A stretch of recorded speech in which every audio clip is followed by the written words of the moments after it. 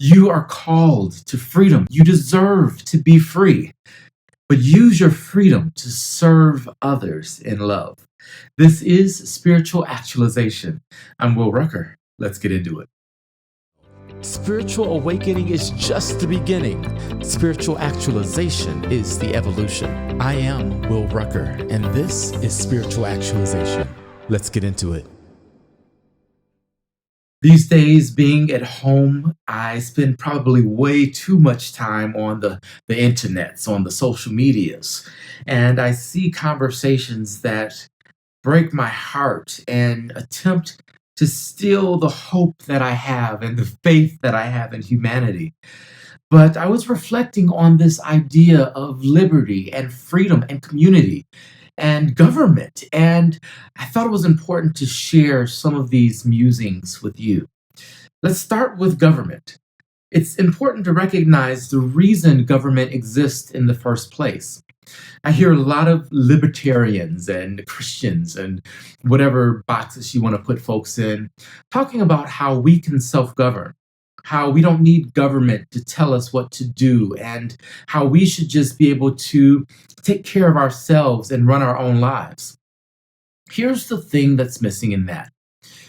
We have chosen to run our own lives and to self govern through a concept called representative government. And if you've followed other political videos, you know how I feel about government and the fact that our representatives don't truly represent us anymore. But it's important to not throw the bathwater out with the baby. No, I said that backwards. The baby out with the bathwater. Government is important and good. And government simply means how we choose to run our lives, how we interact in community. Your individual household is a government.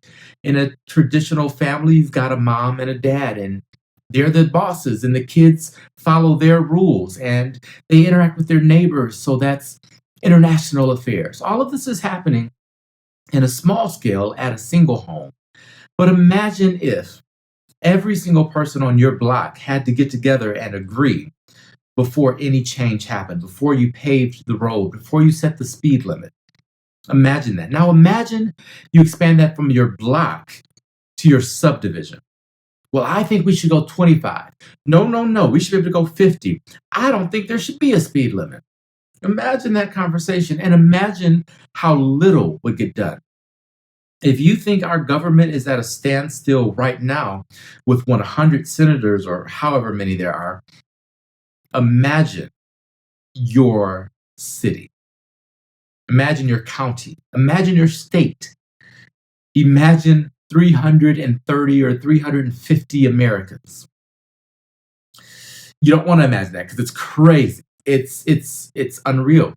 And the reason we have chosen to elect people to represent us is we recognize the most efficient way to get things done is to have someone speak on behalf of the group. Now, I'm not suggesting that government is efficient because it's not, but relationships aren't efficient. They're not meant to be. They're just not that designed. We're not computers and robots that do everything purely based on logic and reason. There are emotions involved. There's a lack of knowledge involved. There are different perspectives involved. There are different needs and desires and personalities involved. And all of them are valid and valuable. And that's why we choose to have those in office make decisions on our behalf so that something can get done. It may not be the thing we want, but at least it's something. And at least we're moving forward. The only reason that we can have quote unquote freedom is because we have already agreed to give up our individual rights in a sense. Now, of course, I'm not suggesting we're in a dictatorship where government tells us everything to do. Although if you live in my HOA, you probably feel that way because you can't even plant a rose bush without them yelling at you about it. Anyway, this is not your HOA, it's my problem. We'll move on with it. But understand the reason that it's so important for government to exist is so that we don't have to make the decisions. We represent those that are equipped and skilled and informed, and we voice our opinion to them so that they can then take the consensus opinion and vote for that. That's what's supposed to happen, and that's what typically happens. And understand your city, your neighborhood, your block is vastly different from the city, the neighborhood, the block a couple states over. Heck, I live in Nevada and I'm in southern Nevada in Las Vegas where, God lives.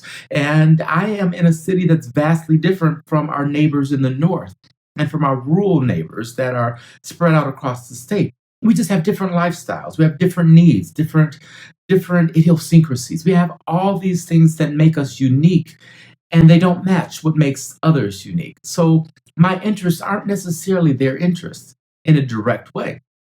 Am I making sense? Are you seeing the picture here? It's so important for us to recognize that our reality is just our reality. And the lives we live are uniquely ours. The luxuries we enjoy are ours. Others don't have those luxuries. I think back to some of the protests that reopen our state, reopen our country. I need a haircut.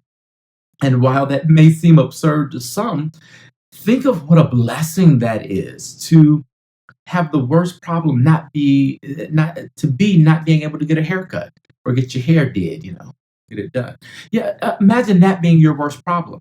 That's our worst problem right now. We can't get our nails, we can't get our mani pedi. That is amazing. We are living in heaven if that's our worst problem. And in most lives, that is the worst problem. But keep in mind, there are those that live in situations with domestic violence where at any moment they could be physically assaulted, verbally assaulted, sexually assaulted. There are those among us that don't know where their next meal is coming from. They don't have a deep freezer filled with luxury meats, with prime rib and T-bone steak and all of these wonderful lobster tails and crab legs. They don't have a deep freezer full. In fact, they don't even have a cupboard full. They don't have bread. They don't have the basics. And they're depending on the generosity and kindness of others just to have a meal for the day. That's a bigger problem than not getting your hair done.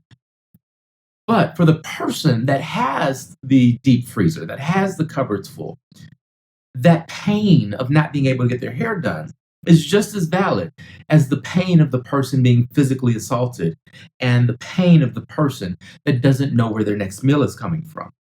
Just because the pain you feel is different from another person or the cause of it is different doesn't mean that the impact on you emotionally is different. Pain is pain, and it is not right or fair for us to say, my pain is worse than your pain. Now, on a logical, rational, like objective basis, yeah, some pain is certainly worse. Like if you're getting physically abused, that's a priority over getting your haircut. It just is. And we need to accept that. And we need to recognize that the person that hasn't got a mani pedi in 9 weeks is suffering too. Do you follow me? Our society is so blessed. We are so prosperous that we have a wide range of problems. Our diversity isn't just in our skin tones and our religious expressions and our traditions and our political views. Our diversity is in our suffering. We all suffer differently.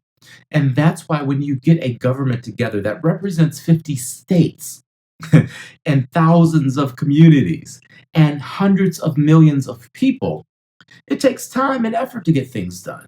And I am not doing this to defend our government. Lord knows I would love to see things vastly different, radical change. And I'm cutting them a little break. They're getting some slack from me because they're doing a hard job. Candidly, it's a job that I don't envy. Being a pastor of a small congregation is hard enough. Picking what songs people want to hear, when we do communion, how long service lasts, who gets to pray and who doesn't. All of these things are the issues I have to deal with a small congregation. Imagine hundreds of millions of people. So liberty. You're called to freedom. You're called to liberty. No, you don't have to wear a mask because you're free. But don't use your freedom to sin. In the book of Galatians, I believe it's the third chapter, verse 15, if I recall correctly. It basically says, yes, you brothers and sisters were called to freedom, but don't use your freedom to sin. Use it to serve each other in love. And that's what freedom is for.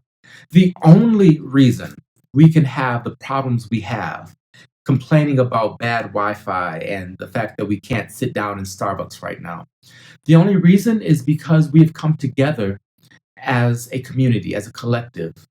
The only reason we can express diversity, the only reason we can protest is because we live in a society that is so stable, that is so safe, and we have given up our individuality for our collective success.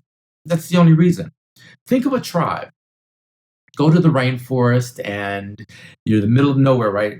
Well, you're not in the middle of nowhere, you're in the middle of rainforest. Go to the middle of rainforest. There are dangers there that you and I really can't fathom. What plant is going to poison you? What spider? What snake? What animal is going to come and get you? If you are not perfectly in line with the leadership of the tribe, you will die. And that's what we're seeing really in America now. We're going back to that tribal mentality, but we framed it and painted it in this idea of liberty and freedom, not recognizing, particularly among those that are maybe we'll call them more conservative, they don't recognize that their fight for freedom is actually a fight, and their fight for individuality is actually a fight for tribalism. And in a tribe, dissent is not allowed. You can't disagree with the leader, not because you aren't smart, not because you don't have a right to disagree, but because when you disagree, you could literally die and you could cause the death of your tribal members as well, because it's not safe.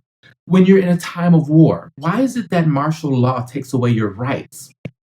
Because in a time of war, we can't afford for deviation. I'm a musician and I love jazz music, particularly contemporary jazz. And I recall when I first started improvisation, my teacher was fantastic and so patient. That's all I can say. He was very patient with me because I wanted to play the notes I wanted to play, but I didn't have the framework and the understanding of chord structure and timing in order to truly improv over the track and stick within the chord structure and all of that. You can pick whatever notes you want in improv. However, some notes will clash. In fact, you can pick notes that clash if you know what you're doing. It's an art to it, it's a form. And unless you know that basic structure, you can't improv. Unless you understand we're about to go to this chord change, to this chord change, to this one, you really can't improv. You don't have the safety of knowing where to go. Because the music is not just for your enjoyment. Typically, music is for the enjoyment of a group or a crowd or an audience or community. And so as you improv, you pick the notes that fit within it and you have your liberty within that scale. And yeah, there are accidentals and sometimes you can do like the suspended chord is because two notes are really close together and it creates this tension. Well, you can do that if you know how to resolve it. But when you're in an environment that doesn't have the room for improv, you can't do it because you will die. That's why in a time of war, there is no improv. You have a mission, you have a plan, a strategy, and you stick to it. Because if you don't, if you deviate, you're not only endangering yourself, you're endangering those around you.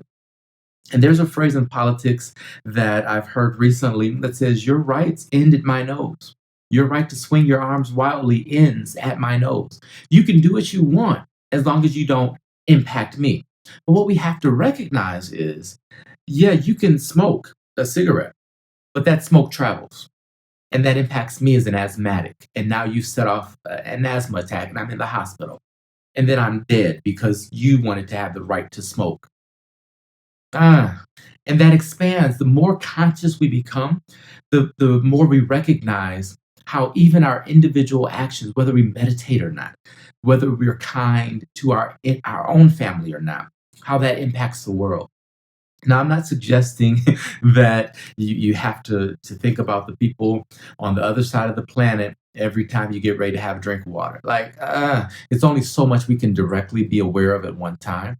And recognize that here in America, we are dying at obesity. Obesity is our second leading cause of preventable death, second to smoking. But across the seas, they're dying from starvation. There's enough food on the planet for everybody. It's not distributed in the right way. And that is something we have to recognize because my gluttony is now hitting your nose. My greed is now directly impacting your pocketbook. The fact that in this depression we've entered, because it's not just a recession, like the economy, whew, Lord Jesus, help us, Lord. This economy we're in, the billionaires are making billions, while others are losing everything they have. The entire structure is inequitable. It's not right. And so the right of the wealthy to charge more to riskier borrowers is now hitting my nose. It's now something that's directly impacting because you can't refinance your house because the COVID outbreak is impacting your small business and they're not using your tax returns anymore. They're using your bank statements and your P&L for 2020, which of course you've been shut down for 3 months, 4 months, and now you can't refi. You can't get that loan you need to sustain your business. This protection plan that was supposed to save your employees, well, the big companies got millions while you got $1,000 in the bank account. What are you doing with $1,000? Whose job are you saving with that? You see how this is all connected? Whether we like it or not, we are one. When you look at your body, when you have your heart and your lungs, you can set them out on a table. Well, maybe not yours because you wouldn't hear me because you'd be dead, right? But you're looking at a heart and lung and you're dissecting these body parts. When they identify it, they don't say, well, this is a heart, this is a lung, and that's all it is. No, this is a human heart. This is a human lung. To distinguish it from a pig heart, a pig lung, or a ape heart or ape lung. I don't know if that's the best way to describe it, but I hope you get what I'm saying. Every part of you is human. When they identify your teeth, these are human molars. These are human eyeballs. These are human toes, whatever it may be. It's all human. Every single part of you is human, but it serves a different function. Your heart doesn't do what your feet do. Your ears don't do what your eyes do. They're similar. They work in concert together, but they're not the same. But yet every part of you is human. Well, guess what? Every single one of us is a cell of something greater. We're all a part of the one human species, the one body. We are all members, and we do have different functions, and we do have different assignments and different giftings and talents and different likes and dislikes. But guess what? We're one human species. And as we expand our view, we recognize that we're all part of one cell called Gaia, the Earth, the planet. And what we do affects the planet we live on. And this planet is part of a solar system, which is part of a galaxy, which is part of the universe, which is one body. While we may not know our impact, we have one. And while we may not know our value, we are valuable. Try living without your heart. You can't. And it's the same for you and I. Try living, try thriving without your brothers and sisters. You can't do it. So what you have to recognize, some people, I ain't got to do nothing. No, this is what you have to recognize. You have to recognize that we need each other. In order for you to be free, you have to work in concert with others.